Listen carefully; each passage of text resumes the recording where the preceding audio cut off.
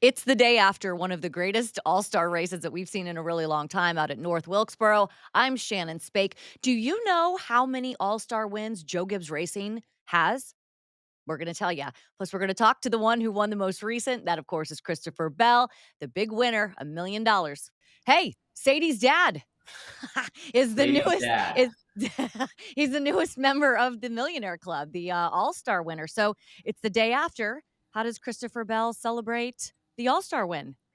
Well, it was a late night, that's for sure, and we didn't even Good. really do anything spectacular. It just the race ended whatever it was 10 o'clock. We probably didn't even get done with media till 11:30, and hour plus drive home after the race. So yeah, it was a late night without any celebrating. So I'm a little groggy this morning, but I'm sure later on in the week, maybe tonight, I don't know. I'm sure we'll have some friends over and have a get together. Why is this win so big for you? Because it pays a lot of money, and I think that's the reason why it's big to everybody. It's just such a special race, and to have that big of a winner's share is just it's massive. There's no points on the line, so everybody races really aggressive. It's crazy, like literally the drop of the green flag. It is max aggression every Yeah. year that you go to that race, and it catches me off guard by how everybody is just kind of in. The risk tolerance is much higher for that event than it is at any other race that we go to. Yeah, at what point I was gonna ask you about that, like, how does it feel different to be in a non-points race compared to a points race? And from the driver's seat, what surprise? Like, at what point do you say, "Oh, this is different?"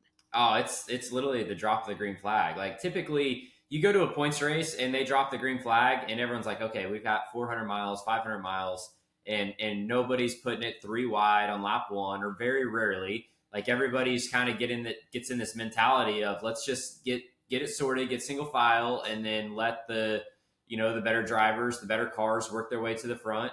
But at the All Star race, and it's like this every year, whether it was at Texas or Bristol or now North Wilkesboro, like literally they drop the green flag and everybody is using the bumper, using your right side immediately, and it's inside the car. I hope the fans get to see the same thing because inside the car it is different. It is not a normal cup race. Yeah, not only from the aggression standpoint, but, so I was there yesterday, I got my shirt, I was sitting as a fan, and I was able to kinda walk through the grandstands and really experience what this place was like. I've never been there before, I've been in the studio. I kept thinking, like, what is it like for you guys inside the cars? Do you guys get the sense I know when you do driver intros, you get to go around and see everybody, but do you get the sense that this place is different when you're inside the race car? Yeah, well, I don't know about inside the race car. Everything kind of becomes the same, but Mhm. definitely pre-race and just what we've had three races there, and every single one of them has been completely sold out. Like there's not a seat in the house. Everybody's standing and cheering. Like the place is just electric, and that's the atmosphere that we love to everybody, every competitor in every sport, whether it's basketball, football, racing. Like Mhm. you thrive on that energy, and it's immaculate. Every time you go to North Wilkesboro, or every time we've been there, it's been a home run. Yeah, we were talking just briefly. I've been to Fenway, I've been to Lambeau, I've been to Allen Fieldhouse in Kansas, and these are, Duke, Cameron Indoor. These are all these historic places that have so much history where you can almost like feel the ghosts of racing's past when you're there. And it was it was a beautiful night. The crowd was amazing. Those people loved the racing, and the racing was great. What did you think about the race itself? I mean, I don't know how you could get much better than that. Like literally, Yeah. it had everything you wanted from a race. It had tire strategy. It had probably the perfect amount of tire fall off. Where you go to a Darlington, Homestead, Richmond, and there's a ton of tire fall off, it really eliminates the strategy because if the yellow flag comes out, you're pitting for four tires. And you go to a Texas, Talladega, Daytona, where tire fall off is very minimal, and Mhm. then you're just pitting for fuel. So there's no tire strategy there either. So North Wilkesboro this weekend, there you could stay out and make it work. You could take two tires and make it work. You could put four on and make it work. And Every race that we saw, like we saw that first heat race, Keselowski stayed out. The second heat race, 2 tires won with myself, and then 4 tires seemed like it was the move last night. So it was just awesome. You had comers and goers. You had the cream rose to the top. You had the best cars up front. It was a great race. You had Michael Waltrip drop a caution flag on the racetrack, which The was, promoter's I caution mean, was actually a debris caution. Yep. but so okay, so the last restart, the decision that you guys made where you restarted that race, what's sort of your mentality when you know this is it? It's already been so aggressive. Does it get turned up even more? Well, the lane choice ended up being pretty self-explanatory because I ended up coming off pit road in sixth. Mhm. So whenever you're sixth, you just fill the lane, and those odd numbers. The odd numbers are the ones that choose the lane, and then the even numbers typically fill the lane. So I didn't have a lane choice. Took the shortest line, put me third row inside, and it was actually a pretty good spot to be in because my car all night was working really good on the bottom. And North Wilkesboro has that extra banking on the top, so typically the guys migrate to the top side. And I had those fresh tires, was able to squeak by on the bottom. So it was, yeah, I mean, it worked out as good as it could have. Joey made it really hard on me. I thought the pass was going to be easy. Like the first time that I caught him, I had a lot more pace than him, and I thought I was just going to be able to drive by him really easily. But he did a great job changing up his lane, making it tough on me, and then I had to regroup and try again. Yeah, so I was sitting between 3 and 4, and I think you made the pass in 1 and 2. I think that's where you finally completed that pass because I feel like I was, like, standing up, I couldn't really see down there, and I Yeah. was like, "He got it." Listen, I know that no one's happy when they get passed, especially in an all-star race, but I feel like it's an all-star race. There's no points on the line. Where do you think your aggression level where it was on that pass and the way that you guys raced it? Was it, I mean, you're a clean race car driver, but it is an all-star race, so you can do what you wanna do to get this $1,000,000. Yeah, I mean, obviously, I I would have been. Could you have been more aggressive? Did you feel like you were right on par?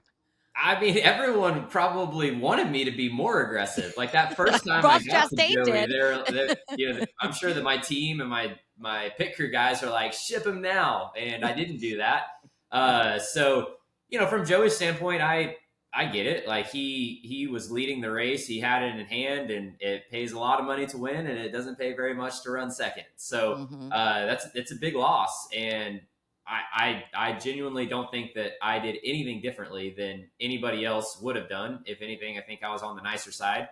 Uh, so yeah, I mean, we're racing for basically a winner take all event. Like Yep. that's what you're gonna get. And I loved that we got to see, like, the emotions play out, with your wife, like, we saw it on Netflix, like, all of that stuff is real life, it really happens, it's not just for the Netflix cameras, when we see her kind of, like, just in so much angst, wanting like, you could feel her, like, pushing the gas pedal down for you, like like like, you could just feel how bad she wants it for you, which is, She just she's beautiful. probably more competitive than I am. That's for sure. Our straight talk, straight stat. This is incredible. I had to read it multiple times. This is just the third All Star win for Joe Gibbs Racing. That It's crazy. Yeah. So Joe came up to me before the race and he's like, "Hey, I've been doing this 30 years and I've only got 2 of them." And so that's I'm like, crazy. "Well, we got to make it 3 tonight." And that was yeah, it's just that is wild. Who would have thought Joe Gibbs Racing only had 2 All-Star wins? Yeah, Denny Hamlin and Kyle Busch have won those. Busch had one. Denny Hamlin would have. Christopher Bell has one. I think that. I mean, I like I said, I had to read it multiple times. The dynamic at Joe Gibbs Racing when you first came in, when you got Truex, Hamlin, Busch, and now sort of like, hey, Christopher Bell, like you're the guy. And I know that you mentioned in the media center. I thought it was like just such a cool statement where you said that my Achilles heel was I would beat myself at certain times, but Adam has been super hard on you, kind of trying to get out of that tendency. Yep. What is when like at what point did you maybe this season go, huh, that I did it? Well, I don't think that I've done it, but I've done a better job at it. I'm sure there's going to be many more races in my career where I make a mistake and crash out. But yeah, I think the honestly going back to like Darlington and even Texas, they had both very similar feels where early on in the race, I was really struggling with the car handling. And in years past, I very easily could have made a mistake at Darlington. I was super loose, and I could have slid into the wall and damaged my car and taken myself out of it. And I almost went a lap down at Darlington at that Southern, or it wasn't the Southern 500, but the throwback race. Mhm. And then we survived. They made great adjustments, and from stage one, next thing you know, we caught a lucky yellow, and the track position flipped, and we got a great finish out of it. And those two races, Texas was a little bit of the same thing where I very easily could have made a mistake and crashed trying to overextend myself. But I made sure that I stayed underneath the car and didn't push it too hard. So those two races were two races that I'm like, man, that's showing great maturity on my part, and I've come a long way from where I was a couple years ago. I really love that. That's really cool to see because obviously I've known you for a really long time and watched you kind of evolve, and I think that that's so cool to see that evolution for race car drivers. Just a couple more before you go. I was sitting was kind of right in front of your pit stall, and we got this great video of your crew guys. I don't remember which pit stop it was, but Jarrell just like losing Terrell, it, right? he's the Like man. He is the man. and it's a great we're gonna drop it in this interview for sure because we got such a great shot of it. I love Jarrell too, which we were kind of like getting it for him, but ended up this was the pit crew. This was the team that made it happen for you. How much confidence do you have when you come down pit road and put it in those guys' hands?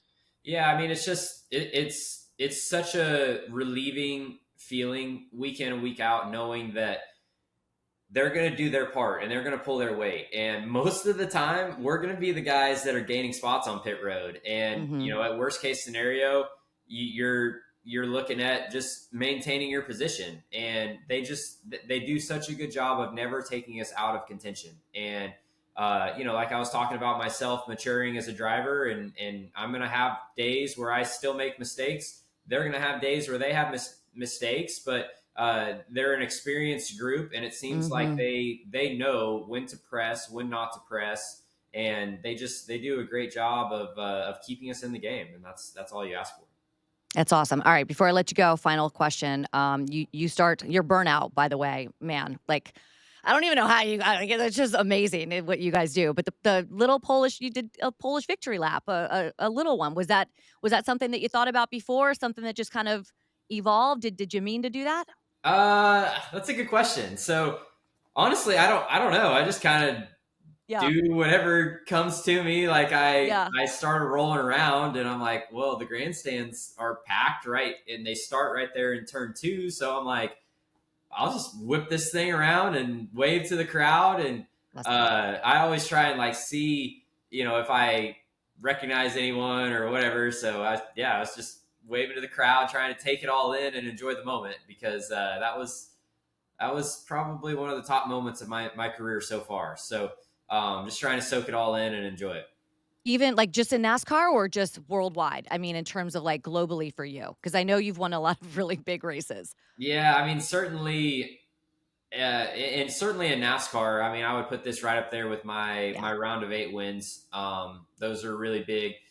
The dirt track racing stuff, like that first Chili Bowl is always going to be really special. But this AllStar race, I mean, I would probably put it in my top 5 wins of my life for sure. I love that. All right. Well, thank you for your time.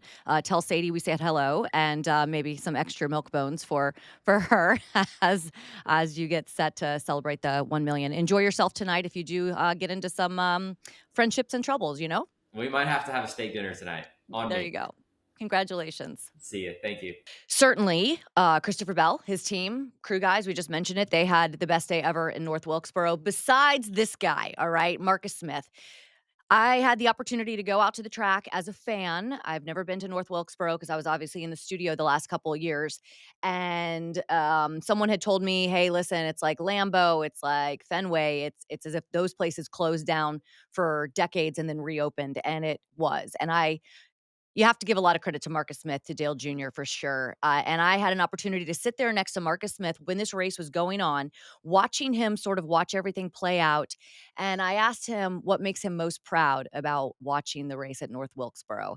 And in perfect Marcus Smith fashion, he said, "The people that made this happen, the team around me that made this happen." He mentioned a couple of names. It was a great night. Thank you, Marcus. Thank you to the great team. I was able to meet the governor. Of North Carolina, who was there, the Department of Transportation folks who did a lot of work to get North Wilkesboro up and running. They built the bridge, the crossover bridge. So there was a lot of really cool stuff. And of course, I saw a lot of fans. That was cool as well. Got my North Wilkesboro shirt, which I'm going to rock. So best day ever goes to Marcus Smith. Thank you for putting on such a great show. Let's do it again next season. And let's do this again next week.